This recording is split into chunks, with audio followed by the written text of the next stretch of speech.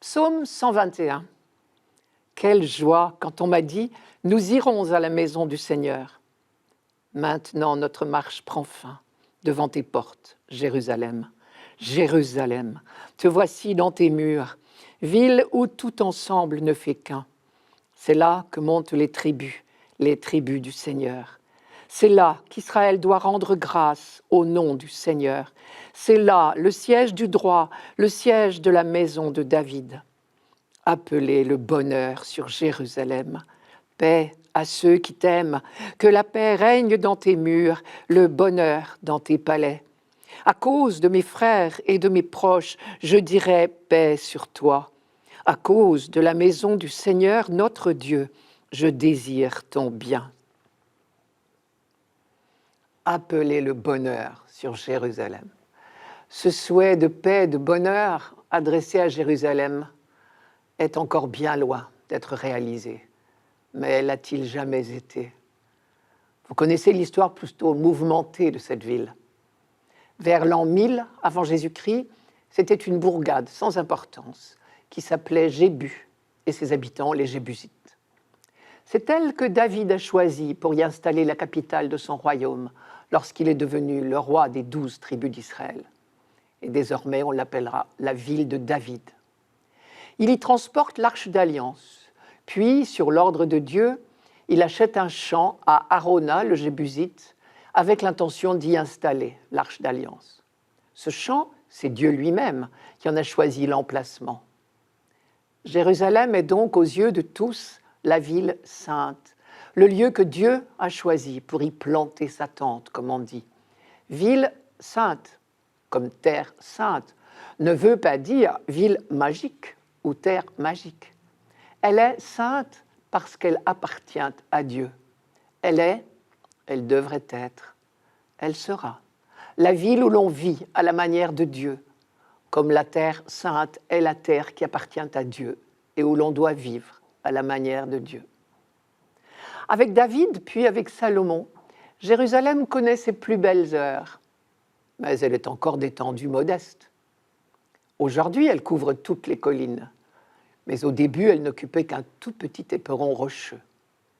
David y a construit son palais, puis tout naturellement, il a voulu construire un temple pour que Dieu ait lui aussi son palais. Mais Dieu avait d'autres projets. Le prophète Nathan a été chargé de calmer les élans de David et de lui annoncer que Dieu s'intéressait à son peuple beaucoup plus qu'à un temple, si beau soit-il.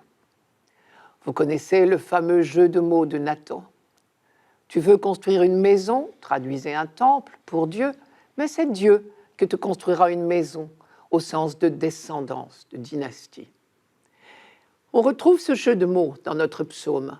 Je cite, c'est là le siège du droit, le siège de la maison de David au sens de descendance, c'est-à-dire la dynastie royale. Et un peu plus loin, à cause de la maison du Seigneur notre Dieu, et là c'est le temple, je désire ton bien.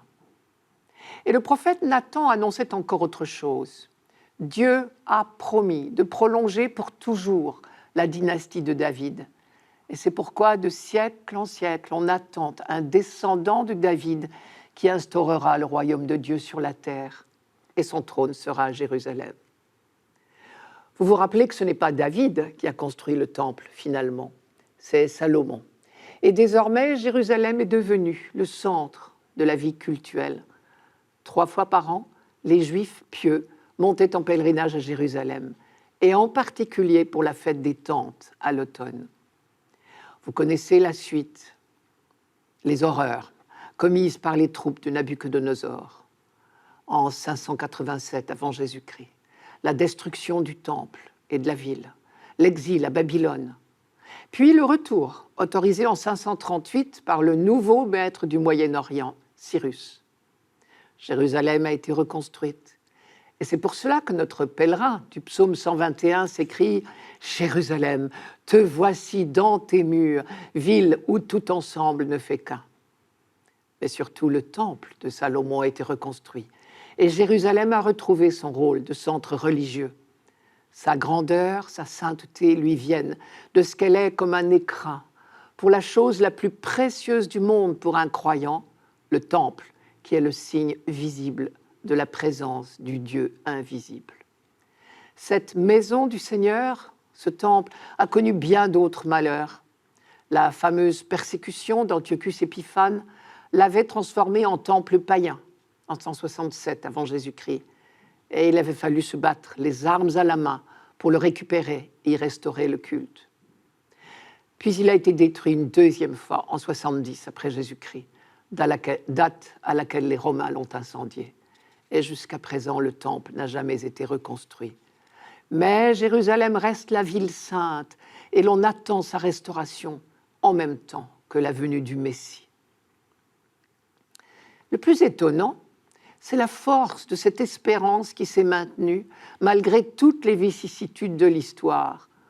Aujourd'hui encore, où qu'ils soient, les Juifs se tournent vers Jérusalem pour la prière et tous les jours dans la prière on dit « Si je t'oublie, Jérusalem, que ma main droite dépérisse ». Entendons-nous, quand on parle de la ville, Jérusalem, on parle du peuple qui l'habite. Il ne s'agit pas de construction de pierres situées à un endroit précis de la planète. Il s'agit du grand projet de Dieu de rassembler l'humanité tout entière. Oublier Jérusalem, ce serait oublier ce projet de Dieu. Or, on sait que Dieu lui-même ne peut pas oublier la promesse faite à David. Les prophètes, en particulier Isaïe, Michée, ont annoncé que Jérusalem serait le lieu du rassemblement de toute l'humanité.